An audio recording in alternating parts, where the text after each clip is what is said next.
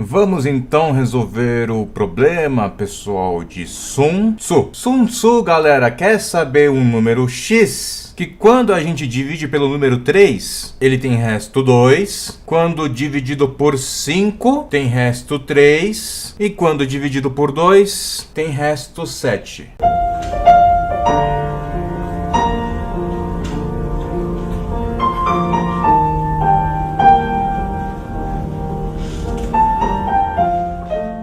Então aqui, galera, a gente vai representar o seguinte: a gente vai usar o conceito de congruência. Então nós falamos que um certo número x dividido por um número n, que nós vamos chamar de módulo n. Nesse caso nós temos módulo 3, módulo 5 e módulo 2. E em vez de o tempo todo ficar escrevendo mod, eu vou colocar só m aqui com a canetinha preta, tudo bem? Um certo número x, quando é dividido por um certo número n ou módulo n, então a gente tem um certo resto R. Então dizemos que x é congruente a R. Ou seja, esse símbolo, né, que parece um igual, mas na verdade é um igual com 3 traços. O igual a gente só tem 2 traços, aqui tem 3 traços. Quando tem 3 traços, dizemos que é congruente. Dizemos que um certo número x é congruente a esses números. Quando pegamos o certo x e dividimos por esses módulos ou por esses números, tem esses restos. Então a primeira coisa que nós vamos fazer aqui, galera, é a análise dos m's aqui. Galera, nós precisamos aqui resolver 3 equações diofantinas. A solução geral desse sistema aqui proposta pelo Sun Tzu é a solução de cada uma dessas equações, mas fazendo entre si uma análise dos seus módulos. E na solução geral nós vamos colocar a solução x0 dessa primeira equação diofantina de nzão 1, nzinho 1 de coeficientes, sendo que se a primeira equação se refere ao módulo 3m,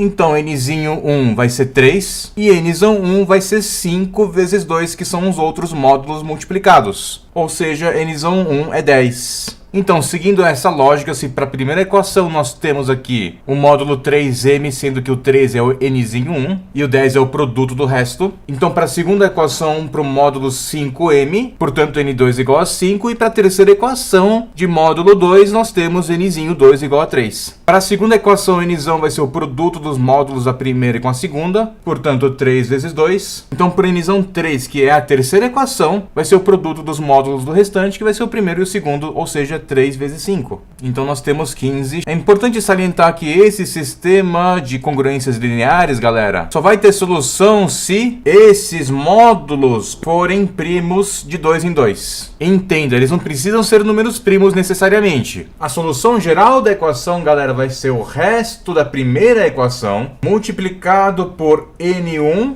que é o produto dos outros módulos, vezes x01 dessa equação diofantina. Então, para que essa equação tenha a solução MDC entre 10 e 3, precisa ser igual a 1. Em outras palavras, 3 precisa ser primo com os outros, mas fazemos a mesma coisa por 2. E por 3 também, ou seja, nós pegamos os restos de todo mundo, multiplicamos pelos seus respectivos N1, N2, N3, e também pelas soluções x0 de cada um deles. E observando essa solução, nós entendemos que para que x exista, precisa existir x01, x02, x03, ou seja, precisa existir uma solução inteira para essa equação e essa equação. Em outras palavras, o MDC de cada um deles, entre seus coeficientes, precisa ser igual a 1. Porque se o MDC não for igual a 1, não há solução para essas equações diofantinas, portanto não existe x01, x02, x03. Portanto, não existirá uma solução para essa equação. Para que os coeficientes sejam primos entre si, então os módulos precisam ser primos 2 a 2. Agora, podemos resolver essas equações. Para isso, nós vamos fazer aqui a nossa análise do resto. No que consiste a análise do resto é fazer a divisão do coeficiente maior com o coeficiente menor e ir dividindo seus restos até chegar no resto 1, no último resto inteiro positivo, que na verdade vai ser o MDC entre esses dois números. Então 10 dividido por 3 vai dar 3, 3 vezes 3, 9, para dar 10 nós temos 1. O 1 é obviamente o nosso último inteiro positivo, porque se nós pegarmos o 1 e dividir por 3, vai ser divisível, vai ser resto 0, não é inteiro positivo, então isso daqui já é a última divisão com inteiro positivo 1. Claro, esse 1 é esse 1 aqui, que é o nosso MDC. Esse último inteiro positivo também é conhecido como MDC. Agora nós vamos pegar esse 1 1 aqui. E nós vamos dizer o seguinte, o 10 menos 3 vezes 3 é 1. Então nós colocamos mais 3 vezes menos 3 e o 10 vezes 1 aqui, você já vai entender por quê. Porque nós conseguimos escrever essa equação nesse formato, e esse formato vai nos oferecer a informação do x01, que é o que nós queremos saber para resolver esse sistema de congruência linear. Porque, galera, essa equação aqui ela é congruente a essa equação, e observando aqui o x0, nós temos igual a 1, que é esse carinha aqui. Portanto, x01 vale 1. Portanto, nós temos todas as informações daqui, galera. O R1 vale 2, multiplicado pelo N1, que vale 10, multiplicado por 1, que é o nosso x01 dessa equação. Só falta fazer a mesma coisa com o 2 e com o 3. Então, fazendo a análise dos restos aqui da equação 2, nós vamos pegar o maior 6 e dividir pelo menor coeficiente 5. 6 dividido por 5, 1 e resto 1. Então, esse 1, que é equivalente a esse 1, é igual a 6, que é esse cara, menos 5 vezes 1. Então, vamos escrever mais 5 vezes menos 1 e 6 vezes 1 aqui. Ou seja, essa equação ela pode ser escrita desse jeito. Como as duas equações são congruentes, então nós temos que o x0 aqui vale 1. Então, o x02 ele vai ser igual a 1. Portanto, isso daqui vai ser somado com as coisas do 2, né? Que é esse resto 3, que multiplica esse n2, 6, que multiplica esse x02, que é 1. Fazendo a análise do resto da equação 3, nós temos o seguinte. O algoritmo é sempre assim. Pega o maior, 15, e divide pelo menor, que é o 2. Isso vai dar 7, né? 7 vezes 2 dá 14, e nós temos o nosso resto 1 de novo. As três análises dos restos dá direto a nossa equação principal para fazer aqui a comparação, né? Para fazer a congruência, para falar quem que é o nosso x0. Então, para a terceira equação, nós temos esse 15 aqui, menos 2 vezes 7, né? Esse 1 vai ser 15 menos 2 vezes 7. Então, nós colocamos mais 2 vezes menos 7. Só para ficar equivalente mesmo. E o 15 está multiplicando aqui por 1. Então, da terceira equação, nós temos 7, que é o nosso R3, multiplicado por N2, que vale 15, multiplicado pelo x0, que também vale 1. Esse produto todo, galera, ele é equivalente a 2 vezes 10 vezes 1, que é 20, mais 3 vezes 6 vezes 1, que é 18. Então, 20 mais 18 dá 38, mais 7 vezes 15 vezes 1, que dá 105. 38 mais 105 dá 143. Então, portanto, x vai ser igual a 143, e 143 é uma solução para esse problema, porque de fato 143 menos o resto 1 aqui, que é 2, ou seja, 141 é divisível por 3, 143 menos o resto 2 dá 140 e é divisível por 5, e 143 menos 7 vai dar exatamente 146, e 146 é divisível por 2. E existe ainda uma solução geral. 143 não é o único número. A solução geral soma N1 vezes N2 vezes N3,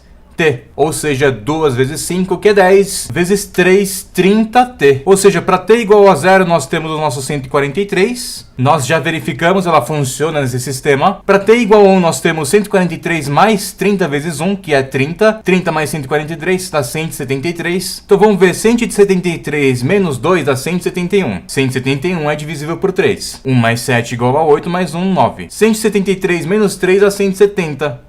Termina com 0, é divisível por 5. E por final, 173 menos 7 dá 166. 166 é divisível por 2. Então temos outro valor aí, solução para o problema de Sun Tzu. Dependendo do que a gente está tratando aqui, se for uma mera quantidade, basta que isso seja positivo. Então, por exemplo, para t igual a menos 1, nós temos 30 vezes menos 1, que dá menos 30. 143 menos 30 dá 113. 113, galera, vamos ver se funciona. 113 menos 2 dá 111. 111 é divisível por 3. 113 menos 3 dá 110, é divisível por 5. 113 menos 7 dá 106, é divisível por 2. Então nós podemos dizer que a solução, considerando que o universo que a gente está trabalhando é igual a números inteiros, então x é um valor que pertence também aos inteiros, tal que esse x é igual a 143 mais 30t, com esse t também pertencente aos inteiros. Então essa é a solução para a equação proposta pelo Sun Tzu. Na verdade, no texto original do livro Aritmética que ele publicou, os restos são 2, 3, 2 para módulo 3, 5 e 7. Eu dei uma trocada aqui, mas o objetivo desse vídeo era mostrar como funciona o algoritmo. Achei melhor fazer essa troca para que ficasse mais sucinto. Você precisa estar craque em solução de equação diofantina. Já tem um vídeo no canal com outro exemplo, mas você pode usar o algoritmo daquele vídeo para entender o que está acontecendo aqui também. Nós sabemos que a finalidade da equação diofantina é achar valores inteiros. No caso, achar os valores inteiros desses x0s, que são soluções dessas equações, que foram montadas a partir dessa. Então, para que esse sistema tenha solução, essas equações diofantinas precisam ter solução, já que a solução geral da equação, ela envolve essas soluções particulares dessas equações diofantinas. Então, basicamente, sistema de congruência linear é um caso específico de equação diofantina. Se você sabe fazer equação diofantina, você sabe fazer isso. O resto é mero algoritmo. Então, espero que tenha gostado. Falou!